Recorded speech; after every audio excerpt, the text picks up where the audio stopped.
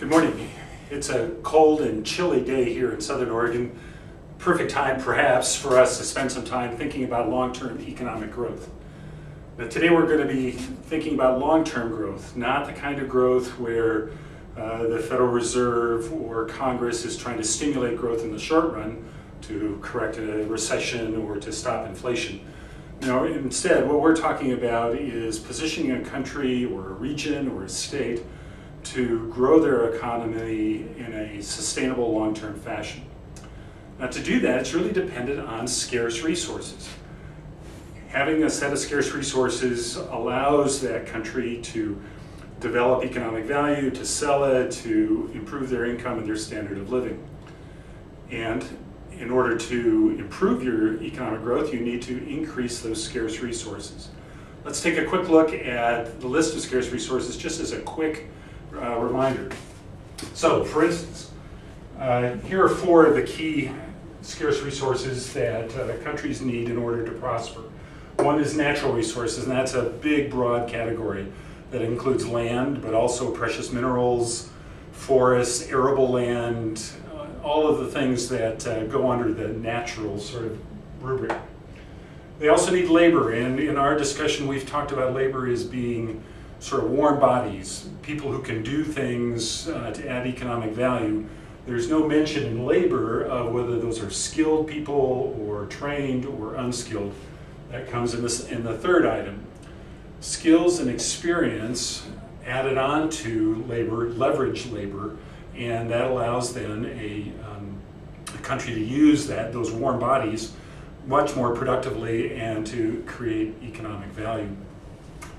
And finally is capital, and in this case we think of this as financial capital, big money. Now, I didn't write money down here because money is something a country can typically produce more of. It can print more money. Here, capital, it's easier to think of it as big money, money needed for research and infrastructure and for research and development, things of that sort. So if we want to grow our economy, what we need to do is figure out ways to improve or increase any of these scarce resources. Now, it's a little tough to increase your natural resources. Certainly you can go to war, and that's been done in the past. Countries, including Japan for World War II,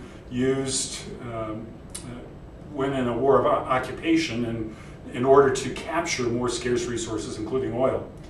But we're going to set that aside as not a thoughtful way for us to increase them. Sort of an indirect way to increase natural resources is to make them more available, to have access to them. And this comes with plenty of a social controversy and so on. But if you have resources locked away either in a remote part of the country or there's no transportation or other means to access them, then they're in essence sort of locked away and you can't get them. If you can open them up, then these natural resources are available to you. Again, not without some controversy. Now, labor, how can you increase labor? Well, one way you can do it is by increasing the birth rate. And in fact, countries have been known to do that. They've actually given bonuses for families to increase their family size. We've heard the other direction, but in this case, if you wanted to increase labor, one way to do it is to stimulate the birth rate in some form or another, often with some kind of a government intervention. The other way you can increase labor is through immigration policy. If indeed you're short of skilled or even unskilled labor, then you can take the opportunity to attract workers to your shores. This happened to Australia early on in its life. Actually, Germany, just after the reunification, or even before the reunification, West Germany had all the manufacturing processes, didn't have as much labor because the Iron Curtain prevented immigration from the eastern part of the country. And so Germany imported workers, Gastarbeiters, from places like Turkey and the Mediterranean in order to fill that labor gap. Skills and experience, you can increase your skills and experience through training, education, apprentice programs, anything that can imbue a worker with greater skills and thus make them more productive. Now, we do think of education as being a key part of this, and absolutely it's important. whether it's primary or secondary education or higher education. All of those do contribute to increasing the skills and experience, ultimately the productivity of the workers. Finally, capital. How can we increase capital? Well, we can do that from one of three ways. One is that the country itself, both the government and the private side, both individuals and businesses, they can save more. So saving means putting off current consumption, saving the money rather than going out and buying something else, saving that money. That money typically then gets put into the banking system as deposits, and that allows the banking system to loan that money out for capital projects. So increased savings on the part of a country, both its citizens and the government itself, can increase capital. The other thing we can do is generate lots of exports. If we make either an item or provide a service that we can export to the outside world, then those exports earn us capital. They earn us money coming back into our own country. Third thing we can do to increase capital is through foreign investments.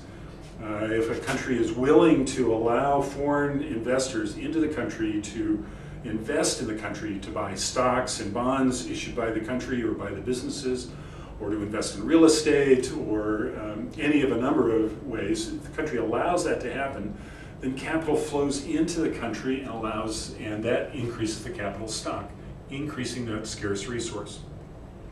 Now, having done that, that too comes, all of these actually come with some controversy and some pros and cons.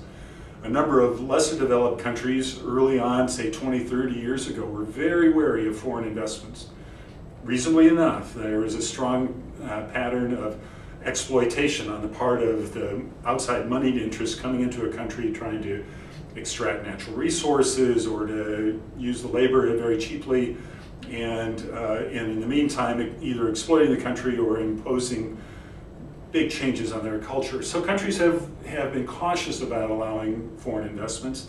That's changed pretty dramatically in the last 20 years or so, and now many countries do allow that foreign investment. That certainly helps them increase their capital stock.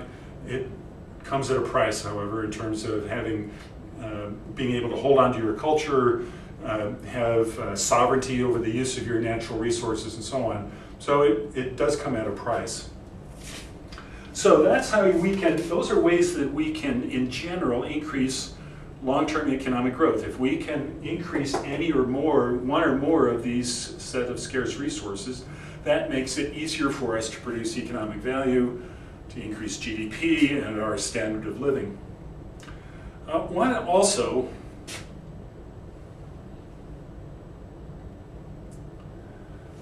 also like to, as a second part to our discussion, I'd like to take a look at the whole issue of productivity.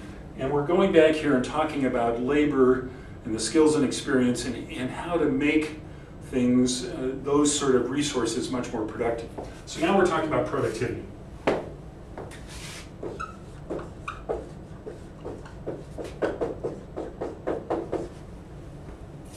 Productivity really comes from two sources. One is technology.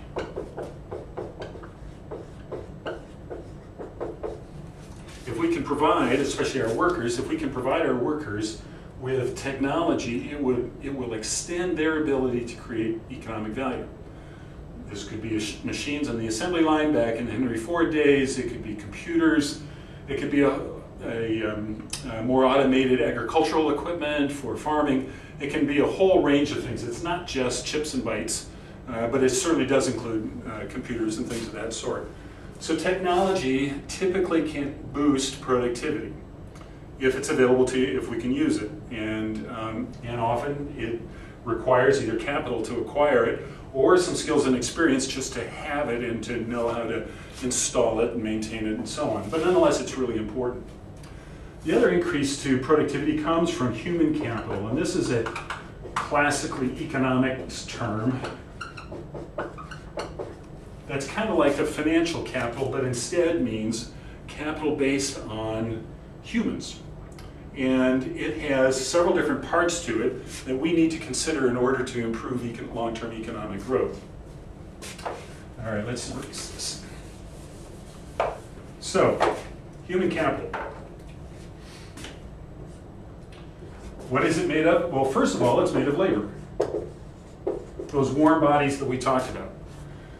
Human capital is the human part of capital and starts with warm bodies. You add to that training,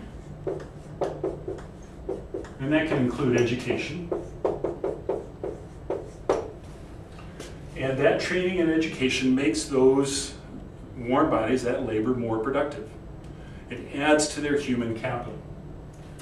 The third thing you can do is to make sure that those people are healthy.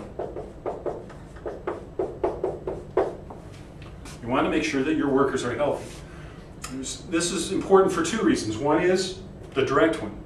If you have people working in your economy, you need them to be healthy so that they're out there producing economic value instead of being home or disabled or unable to contribute. So that directly is important. Health is also important because of family members and family responsibilities. If we find that that there is a malaria epidemic, for instance, or an AIDS epidemic like in Africa, and we have children or older parents who are sick, then the workers find that they are not able to spend as much time on their own productivity or their own economic value. Instead, they're having to take care of the family. So health is important both to the workers themselves, but also to the family. We think about it then, human capital is just a description of not only the people that we have in our country, but their ability to be productive. And to make humans more productive, we first need a lot of them. They need to have training and education, and they need to be healthy. Then, if we can marry human capital with judicious application of technology, we increase our productivity. What that does, increasing productivity, allows us to take the natural resources that we have and produce more from them, increase our economic value created by the country. So today we've just done a quick look at long-term economic growth. The key thing is that in order to grow in a long-term basis, you need to find ways to increase some of our scarce resources. And short of wars of occupation or huge changes in birth rates or something of that sort, what we need to do for economic policy is find out ways to make those resources more productive. And we do that through technology, we do that through the various elements of human capital, and we seek ways to bring in capital into our country or develop it within our country in ways that preserve our own sovereignty, preserve our culture, and so on.